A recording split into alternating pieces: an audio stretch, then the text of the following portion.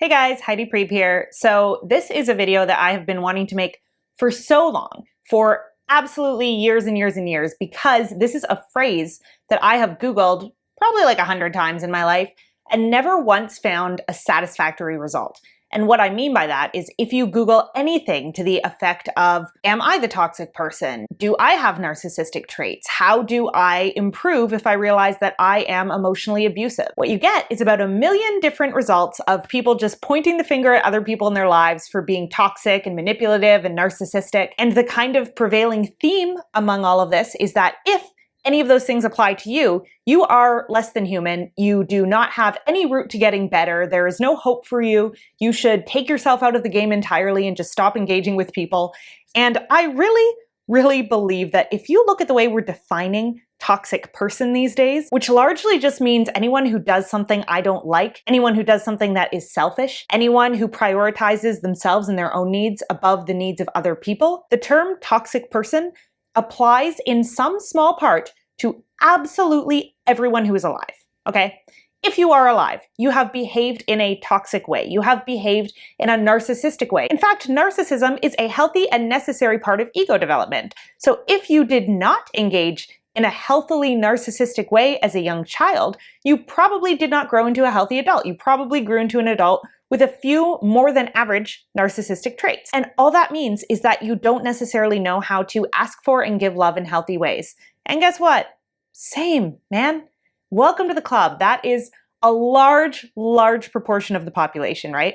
But it always feels easier to point out the traits in other people that we don't like, to call other people narcissistic and toxic. It's a lot harder to look ourselves in the eye and go, ooh, I have some toxic traits. I have some unhealthy coping mechanisms that have really negative impacts on other people. I have some ways in which I don't know how to ask for love healthily, so I ask for it unhealthily, and sometimes that doesn't go over so well for the people in my life. It takes a lot of self-awareness and a lot of self-accountability to be in the place where you are willing to work on your own toxic, manipulative, unhealthy behaviors instead of just pointing the finger at everyone else. So if you have showed up here not because you're planning to send this video to someone else to prove to them that they're the toxic manipulator, but because you actually truly want to take a deep, hard look at yourself and figure out how you can begin behaving in a more socially responsible way, congratulations, man. Everyone probably needs to be here, but you actually are, and you're actually ready to start doing the work. So first thing I want you to do, no matter how much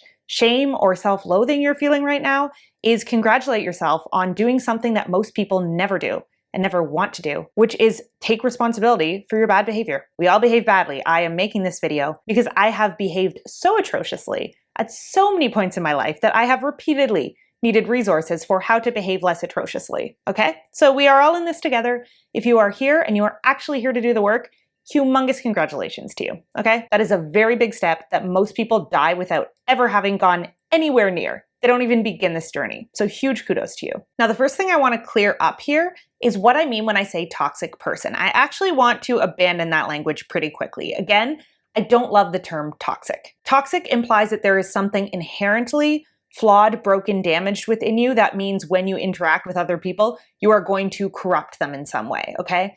That is not a thing. That is not possible, okay? There is no way that a human soul can be damaged in such a way that your mere existence and interaction with other people corrodes them, okay? You are not a dangerous chemical. You are a human being, so you can relax a little bit. Your existence is not inherently damaging and toxic to other people, but some of your behaviors certainly might be harmful towards other people. But I loathe the idea of calling anyone toxic, right? Because that wraps up your behaviors in your identity. And those things actually must be separate in order for us to start doing work on ourselves. If we believe that we are inherently broken, inherently flawed, inherently unhealthy, and these are all things I've believed about myself for most of my life, we will continue to behave in unhealthy ways in order to match our self-concept, right? So we have to start divorcing our behavior from our essence. Our essence is who we are as a human being. And who we are as a human being is very different from how we act as a human being. And what's interesting about looking at it that way is that it helps us understand the difference between shame and guilt. So when we feel guilty, what we are feeling is, I have done something bad. My behavior has been hurtful or harmful to someone else. When we're in a shame state, we feel like who I am is wrong. My very essence, my identity, the person that I am is wrong and bad and flawed and maybe should not exist. Shame gets us nowhere. When we are operating from a shame-based state, it's very hard to be empathetic because the focus is so intensely on ourselves and the extraordinarily negative feeling that we're feeling about ourselves. When we are in a guilt-based state, we can say, I'm okay, but my action was not okay. So I can choose different actions. I can do repair work in order to change the outcome. When we are in a shame-based state, all we can do is think about how to relieve those feelings of shame and make ourselves feel better about ourselves, because it's a human need to kind of think of the self as good and okay and loving and empathetic. So we will do anything when we're shrouded by shame to restore our image of ourselves, including taking responsibility for things that we didn't necessarily need to take that much responsibility for, lying or manipulating other people to cover up what we don't want them to find out that we did, punishing ourselves through a range of unhealthy coping mechanisms that actually end up driving us deeper and deeper and deeper into that sense of shame. Now, what separates a healthy person from what pop psychology would call a toxic person is a healthy person is not operating from shame, they're operating from guilt. So if they do something wrong, they can recognize, I'm okay, I'm not a bad person, but I did something bad, so I can go do repair work to fix it. A toxic person would be someone who is operating from shame. And from now on in this video, I'm going to call that a shame-based person. So there is a psychologist named John Bradshaw. I'm not sure if he actually coined this or if someone else did. Pete Walker, who deals a lot with complex PTSD, also talks a lot about shame-based people. It's also a common term in attachment literature. But what it means to be shame-based is to believe that who you are as a human being is inherently flawed or broken in some way, that there's something wrong with you, that if anyone were to truly get to know you and see you, they would see how flawed and broken you are. And so you have to live your life in this way that is continuously kind of manipulating and pushing away other people so that they never see the real you. Because somewhere deep in there, you feel like if anyone saw the real you, they would not want anything to do with you. Okay? And this is a very sad way to live. Anyone who is insecurely attached, so on this channel, we talk a lot about attachment styles. And if you're insecurely attached, it means you're either anxious avoidant or fearful avoidant. Those are all shame-based identities. It means that early on in life, you internalize this idea that something was deeply wrong or flawed or broken within you. And that idea was wrong, okay? You are not the exception to this rule. You are not the only person on earth who truly is deeply shameful and flawed and broken, okay? Every person comes into this world with the need to be loved. And if you are not loved in a way that allows you to understand the goodness and the empathy within you, you're going to develop this deep sense of shame, right? But that sense of shame is not a true indicator of who you are, okay? You are a person who is just as capable of doing right by others as anyone else. It just might take you a little bit more time to get there and get the behaviors sorted out if you are shame-based, because you have spent your entire life operating from this place of shame and trying to cover up who you truly are and trying to keep people just far away enough from you so that they don't realize how messed up you are. And that leads to a lot of really bad behaviors. A lot of behaviors that other people are probably going to point at and go, you're being toxic. Okay? And this is not a get out of jail free card. It doesn't mean that because you are shame-based, everything you do is okay. Very, very far from that. But behaving badly does not mean that you are a worthless or inherently flawed and unredeemable human being. It just means that early on, you internalized some stuff that gave you some very maladaptive coping patterns. Those coping patterns can be worked on and they can be changed. I've been working on and trying to change my own 24 hours a day for years now. And you know what? It does get better. And there can be very, very real progress. But the first step is kind of doing away with this idea that already feels very true to you, which is that human beings can be flawed, broken, toxic, inherently corrupt and bad, and that badness is going to spill over and corrupt everyone around them. That is not a thing, okay? You, your essence, who you were when you were born into this world, which still lives inside of you, is not broken, flawed, bad, or corrupt, okay? There are just some behaviors that you learned that hurt you, that hurt other people, and that you can unlearn. learn. And that is what we're going to talk about for the rest of this video, is how to take yourself out of that shame-based state, separate your behaviors from your essence, and learn to start behaving better, because you can. It is so completely possible. But absolutely fuck this notion that you are an irredeemable, toxic person or narcissist. You are a human being having a human experience. We're here to talk about how to have that human experience better. And y'all, there is nothing more narcissistic than a person who cannot admit that they have any narcissistic qualities, okay? A person who thinks that they are not in any way the problem and that everyone else is the toxic, narcissistic, gaslighting abuser is almost definitely the person with the least self-awareness in the room, and therefore the person who is going to perpetuate this bad behavior over and over, maybe in just more covert or subtle ways. So step one in this process is doing away with the term toxic person.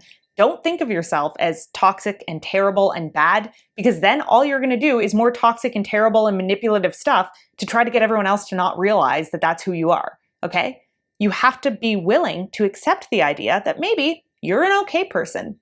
You're doing the best you can. You just need some better coping mechanisms. And that leads me to my second point, which is don't let the pendulum swing too far in one direction. So when we start to become aware of our own bad behaviors, our controlling behaviors, our manipulative behaviors, our unkind or self-centered behaviors, it can be really easy to go, oh my God, everything I do is wrong. And everything that everyone else does around me must be compassionate and kind and loving. Especially if you are a shame-based person, you probably think in a lot of black and whites, right? So the problem must be either you or someone else and nothing in between. But 99% of the time, I would say anytime there is an unhealthy relationship happening, it is because both people within that relationship are unhealthy in some capacity, okay? Healthy people, securely attached people, people who do not think of themselves as inherently shameful, don't have that hard of a time walking away from unhealthy people. They can kind of separate naturally. This is that person's issue. This is my issue. If they're blaming me for something that doesn't really feel like it's my fault, I can just kind of clock out and let them deal with their own stuff. If you are insecurely attached, there is this kind of constant struggle in your head of whose fault is what. So I spent almost a decade in this one relationship where both of us were insecurely attached, and I could not for the life of me figure out who is the toxic person here, okay? One day it was me, the next day it was my partner. 1 month I thought like, I need to go live off in the forest because I am such a terrible and controlling and emotionally abusive person. And the next month I was like, wait, no, I'm Mother Teresa and it's my partner who's doing all these toxic and manipulative behaviors. And nothing ever got better until I realized the answer is both of us. Both of us are doing a lot of terrible and unhealthy behaviors. Both of us are interacting in this way that is creating this downward spiral, right? And sometimes one person's behaviors are more overt than the others, right? So often you'll have this kind of anxious and avoidant dance where one person is a lot more overtly controlling and the other is a lot more covertly controlling. So maybe they play the victim all the time, or they pretend that everything they do is so virtuous and right, but really they're doing a whole bunch of bullshit that they're refusing to take any responsibility for. Okay, so there's a million different faces and roles that we can all play in our relationships, but at the end of the day, if you have a healthy relationship with yourself, you are probably not spending a lot of time engaging with unhealthy people. If you have an unhealthy relationship with yourself, you're probably spending most of your time engaging with other unhealthy people. And in that case, the game of who is at fault here will go on to eternity, because probably both of you are at fault. You probably have complementary faults, okay? So maybe one person is very overtly demanding, the other person is very avoidant and evades responsibility for everything. And that can get you into this kind of death cycle, right? And you need to stop trying to figure out who is the narcissist, who is the abuser, who is the toxic person. Probably both of you are playing a very large role, okay? But the only person you can control in this game is yourself. So changing your own behavior at some point down the line is probably going to lead to you setting a lot of boundaries that were not previously there around the other people in your life. And that's okay. And that isn't the first step. That is like 10 steps down the road. But the first step is just stopping the game of whose fault is this. Do not play it anymore in your mind. Only look at your role and how you can start showing up differently, because that's the absolute only thing that you have control over, okay? So step one, don't think of yourself as toxic and bad and shameful as a human being. Be willing to separate your identity from your behavior. Step two, stop trying to figure out who else is toxic and manipulative and a narcissist, okay? Just focus on your own behavior and how you can start to change it. And step 3 is the most important step, which is very consciously putting your focus on doing that. So you need to put yourself under observation, okay? And I recommend that this period of observation last for literally years, okay? Spend as much time as you can in your life in observer mode without judgment. And this is a lot easier said than done, because the more aware we become of our own bad behavior, the more we also want to judge ourselves for it, and the more we want to change it and fix it right away. But I actually really encourage you to take some pressure off yourself, and instead of telling yourself, I'm never going to do anything wrong ever again, I'm never going to behave badly ever again, I'm never going to try to control or manipulate or be unkind towards someone ever again, become very good at taking a step back and observing when you're doing that and why. So get curious about your own motives the way you would get curious about someone else's, right? So many people love like serial killer documentaries, right? Like they love figuring out, ooh, why do these super evil and twisted people do super evil and twisted things? But nobody wants to sit with themselves and get curious about why they do small scale evil and twisted things, right? And I think that's just a giant projection. Like we are curious about that. We are curious about like the badlands of the human psyche, but it's so difficult to see it in ourselves. So we have to get curious about it in other people. But I am encouraging you to approach your own mind with the fascination and awe that you might feel watching a documentary about a serial killer, okay? Figure out what your motives are. Figure out where you are hurting people because you are hurt. So the next time you feel yourself getting triggered, just take a step back mentally and be very aware of what's going on for you. Be willing to slow that moment down and ask yourself, what is going on in my body? What's happening in my physiology that is different from how my physiology is usually wired? What thoughts am I having that are different from thoughts that I normally have? How can I reverse engineer this trigger so that I notice it as a trigger and not as a rational response to my situation? And sometimes you have to do this in retrospect. So a lot of us who have any sort of anger issues, any sort of attachment issues, we know the feeling of being in conflict and thinking at the time, this is completely rational, I'm totally right, I deserve to have this fight, I deserve to win it, I deserve to behave however I need to behave in order to get through it and get my point across. And then a day later, we're like, oh shit, that's not how I should have behaved, right? Even though my point may have been valid, the way I went about it was not appropriate. Okay, and sometimes we don't have the self-awareness to do this in the moment, and that's fine. You can do this the next day. You can sit down with yourself and go, what triggered me to go into that kind of spiral where suddenly I believed that anything I said or did was justified? What was that moment? What pain point got hit? What trigger went off in me that allowed me to then justify anything I said or did after that point? And more importantly, what feeling was present in my body? What thoughts were present in my mind? How might I be able to tell in concrete terms in the future that I am triggered? Because that is an absolute art form, is being able to recognize in the moment, I'm triggered, I'm not operating from my normal physiological or mental state, and I need to take a step back, okay? That's a really hard thing to do, but it's a very necessary thing to do if we want to start behaving more appropriately. And to get to that point, we have to get really clear on when we are triggered, when we know we cannot trust our own intuition and our own thoughts at this time. And it also really helps to figure out what tends to bring us to that place. So the more time we can spend observing ourselves, observing what triggers us, observing exactly when that moment happens in our psyche, when we give ourselves permission to do or say something we normally would not do or say, helps us to prevent it from happening in the future. And to give a kind of cheat sheet, the thought that tends to accompany a trigger is usually something along the lines of, this time is different, you know? Like every other time that I've picked a fight or gotten controlling or been over the line, it has been unjustified, but this time I'm right. This time I can go to town, right? And that feeling of, ooh, I finally found the time when my self-righteousness is justified is unfortunately, ironically, often the exact thought that can cause us to recognize, oh, I'm triggered. Oh, maybe this time is not the time. And it's hard to do that in the moment because it means actually distrusting our own perception, okay? And that's a really hard thing to do. When your body is in fight or flight mode, all of the thoughts that come up to you that are either fight, flight, freeze, or fawn feel extremely important, extremely imminent, and extremely rational. And to be able to take a beat in those moments and go, maybe this is not the most rational possible response. Or even if it's rational, maybe it's not the most effective possible response, is like expert level mindfulness skills, okay? It is really, really fucking hard to do that. And that's why so few people do. And so few people end up in a place where they're asking themselves how to become a less toxic or manipulative person in the first place, is because we always believe in the moment that our actions are justified.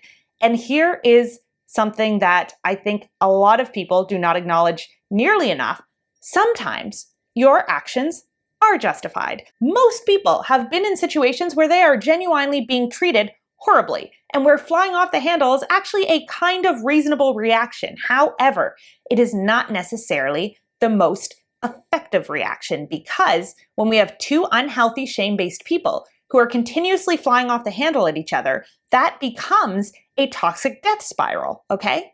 Someone has to be willing to break that chain, even if they are justified in giving an angry, impassioned, controlling, manipulative response, okay? And this does not mean becoming a doormat. It does not mean admitting fault when you are not at fault for something. It does not mean having no boundaries around someone else's bad behaviors. Actually, it means the opposite. It means learning for the first time how to set appropriate boundaries. Because often, when we are out here trying to control, manipulate other people, that's not boundary setting. That is enmeshment, right? That is telling ourselves and other people, I won't be okay until you start behaving differently. And that is always a recipe for disaster. That is the absolute opposite of having boundaries, okay? Boundaries mean, I am okay over here, and if you are not okay over there, I'm going to put some barriers between us to make sure that I stay okay. If we believe that we will not be okay until someone else starts treating us differently, we are in a disempowered state and we are continuing a toxic cycle, okay? So step 4 of this process, after becoming extremely aware of when you are triggered, is learning to set self-boundaries around your triggers. So what I mean by this is you are not yet going to be worrying about the boundaries that you're setting with other people, okay? That's going to come as a natural extension of this step. What you're going to do at this step is set boundaries for yourself with yourself. And what that means is when you realize that you are triggered, so when you have that feeling of either body on fire or body shutting down or body wanting to people please and give other people everything they want at the expense of what you need to keep yourself okay, then you're going to learn to take a beat, step back from the situation and tell yourself, because I am triggered, I'm not going to engage right now. It doesn't matter if you're right. You might be right. The other person might be behaving horribly, like an asshole, in a way that is unacceptable. Doesn't matter. Because you are triggered, you need to disengage. And that is a boundary you need to have with yourself, okay? It's a promise you need to make with yourself. Every time that I realize I'm triggered, I'm in fight or flight mode, I need to take myself out of the situation and put myself in an emotionally and physically safe situation. And again, you need to prepare for what this is going to feel like in a non-idealized way. So don't tell yourself you're going to go into every argument and be very clear on when you're triggered, right?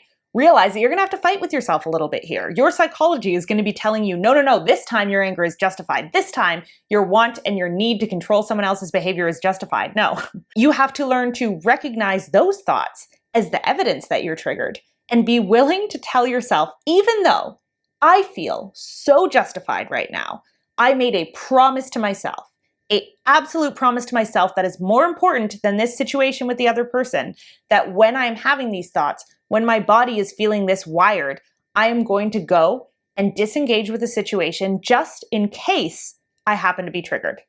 And if I am wrong, and if in 5 days from now I still feel the exact same way, maybe I can revisit that situation. But on the off chance I'm operating on a trigger right now, I am going to remove myself and find a way to calm myself down before I return to this conversation. Something that my therapist talks to me a lot about is doing a cold attack when you're angry. So instead of allowing your anger to just overwhelm you and take over the situation, if someone is truly mistreating you, you need to figure out a strategy when you are cooled down for dismantling that manipulation, okay? For dismantling that person's role in your life.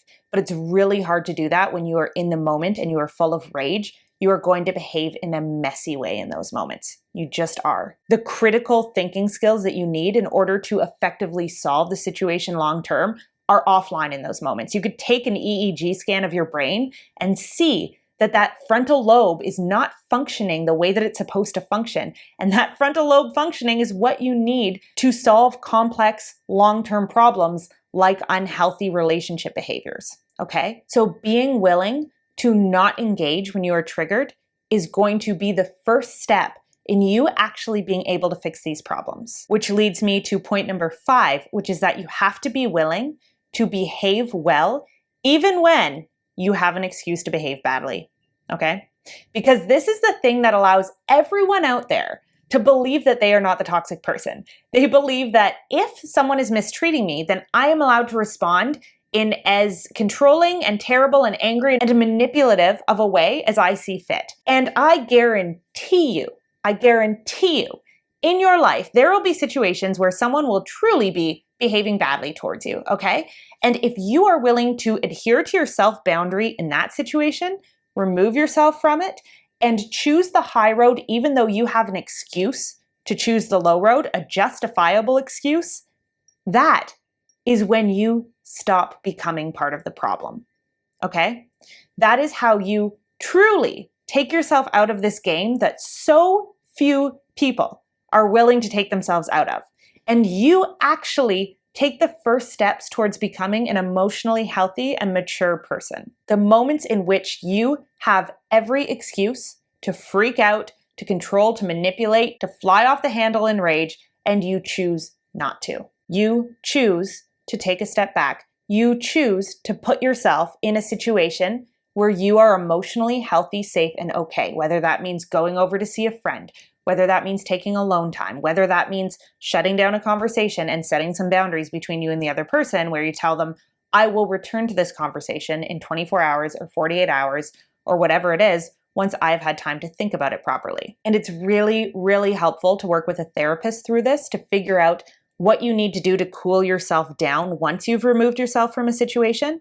Because if you think that the other person has to change before you're going to feel okay, you will never get out of those toxic cycles. Ever. You will stay stuck in them for your entire life. I promise you this. You need to learn how to make yourself feel okay after you've removed yourself from a situation without the other person's help in order to restore yourself to equilibrium and then return to that conversation from a cooled down place. Okay? And sometimes you don't need to return to the conversation. Sometimes if someone truly is behaving badly, you can just leave that situation alone. You can just let that person know, I don't want to engage with you anymore. But a lot of the time when we're behaving toxically or manipulatively or narcissistically, it's because we want something from the other person that we don't know how to give to ourselves. So this final step is about recognizing that it is always our responsibility to learn how to get those feelings of validation and self-worth from ourselves. And we're going to need help. We're probably going to need help from a therapist, from loving friends or family members, from support groups, from books, from any resource we can find, including resources like this, typing things into the internet and seeing what pops up that help us to restore our self-concept so that we are not shame-based and operating out of what we believe to be this broken part of ourselves, but that we can see ourselves as whole and complete and well-meaning people who just need some guidance. And there are so many awesome resources for this. I really recommend checking out the work of John Bradshaw, of Pete Walker. There are a ton of psychologists who talk a lot about what it means to bring yourself out of that shame-based state and into a more secure worldview where you feel like, I am okay. I don't need to put myself in these endless death spiral relationships where I'm trying to get all of my self-worth out of the other person, okay? To be non-toxic just means to be someone who can stand on their own and be okay, and who doesn't need to try to control other people because that's not where they're getting their self-worth from. And that is a hard, long road to walk down, okay? It is work every single step of the way, and it is hard and humbling work, but it is so worth it because there is not a single feeling anyone else can give you, I promise you this, that is better than the feeling of liking who you are, of living in integrity with yourself and your own morals and your own values, and knowing and being able to trust that the way that you show up in the world is going to be a reflection of yourself that you are proud of. And being willing to confront those bad behaviors is the first step in this. And so you can already congratulate yourself for taking it. and for having that desire to get better and to think differently about yourself and to allow that difference in the way that you think about yourself to radiate outwards into your relationships with other people, because it absolutely will. The more willing you are to be soft and empathetic and loving towards yourself, the more capable you become of being all of those things with other people, okay? There's that saying, we can only meet other people as deeply as we've met ourselves.